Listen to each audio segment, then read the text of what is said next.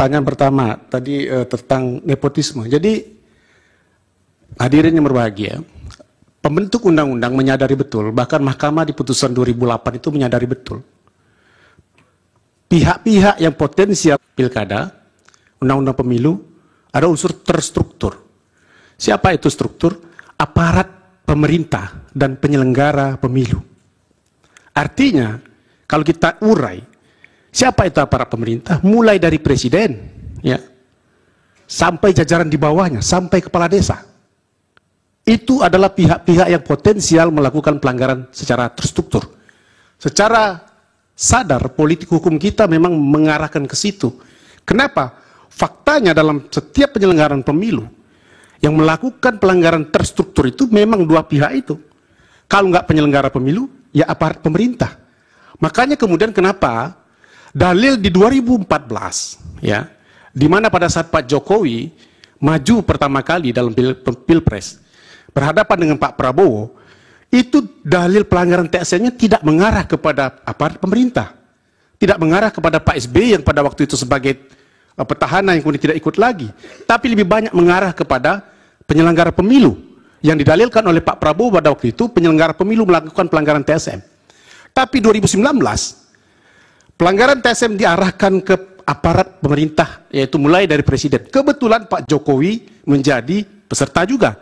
2024 Pak Jokowi tidak menjadi peserta, tapi tetap pelanggaran TSM itu diarahkan juga ke beliau selaku pimpinan tertinggi dari pemerintah kita.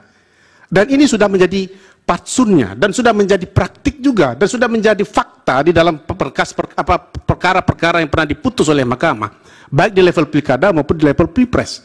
Tadi saya sudah katakan, bukan mahkamah tidak memeriksa perkara itu, bukan mahkamah tidak menyatakan bahwa dia tidak berwenang, bukan mahkamah menyatakan dia tidak berwenang, tapi lebih kepada tidak terbukti pemilu secara kolektif bahasa undang-undang bersama-sama sudah melakukan pelanggaran pemilu, sudah melakukan pelanggaran asas-asas pemilu itu.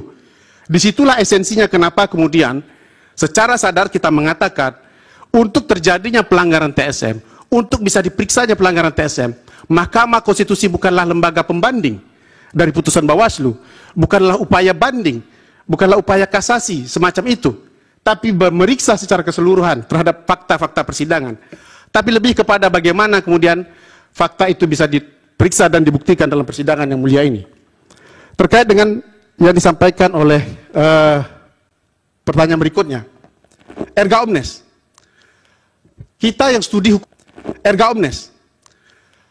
Kita yang studi hukum tata negara paham betul, ya, ada dua pembeda antara hukum administrasi negara dengan hukum tata negara. Oppenheim, Van Hollenhoven juga mengatakan, hukum tata negara itu adalah hukum yang mengkaji negara dalam keadaan diam. Hukum administrasi negara itu mengkaji negara dalam keadaan bergerak. Putusan Mahkamah Konstitusi, putusan Mahkamah Konstitusi, undang-undang, konstitusi itu negara dalam keadaan diam.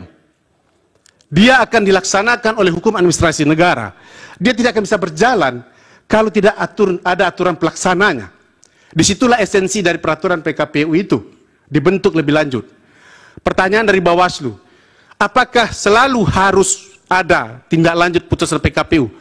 Bukan harus dibentuk dalam suatu undang-undang, bukan harus merevisi undang-undang, putusan MK erga omnes terhadap undang-undang, tapi dia butuh aturan lebih lanjut di tingkat teknis.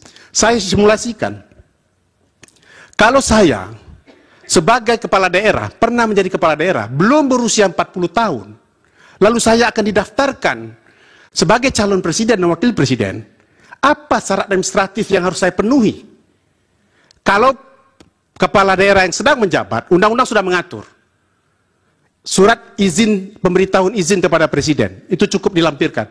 Tapi kan perintah putusan 90 itu bukan hanya kepala daerah yang sedang menjabat. Bagaimana? Apa yang harus saya lampirkan? Undang-undang mengatakan, warga negara Indonesia, apa bukti administratifnya? KTP, itu diatur di PKPU. Sedemikian pentingnya peraturan PKPU itu. Kenapa? Kalau tidak ada itu, maka dia tidak akan bisa dilaksanakan. Dan disinilah kehilapan PKPU 23/2023 yang tidak mengatur secara komprehensif turunan lebih lanjut dari putusan 90 itu. Kenapa dia hanya fokus pada kepala daerah yang sedang menjabat, tapi usianya belum 40 tahun, yaitu saudara Gibran atau Pak Gibran sebagai calon wakil presiden. Berita acara saya pikir Pak Ketua sudah tahu. Ini suka seperti nanya ngetes statistik, kebetulan saya punya jimatnya. 9 Oktober untuk berita acara, pengundangan PKPU 19, lalu 3 November itu PKPU 2023. Artinya ada rentang waktu dari 9 Oktober sampai 2023, 25 Oktober penerimaan pencalonan Prabowo Gibran, artinya belum PKPU itu diubah. Jadi clear di situ. Kenapa berita acara itu kemudian dianggap sebagai suatu kesalahan oleh DKPP? Karena sejatinya berita acara itu kan memuat suatu peristiwa hukum, suatu keterangan mengenai peristiwa hukum, baik waktu dan tempat peristiwa itu dilakukan dan terjadi. Kalau kita menyerahkan berkas hari ini, sejatinya berkas itu harusnya ditandatangani dan diterima, dituliskan berita acaranya pada hari ini.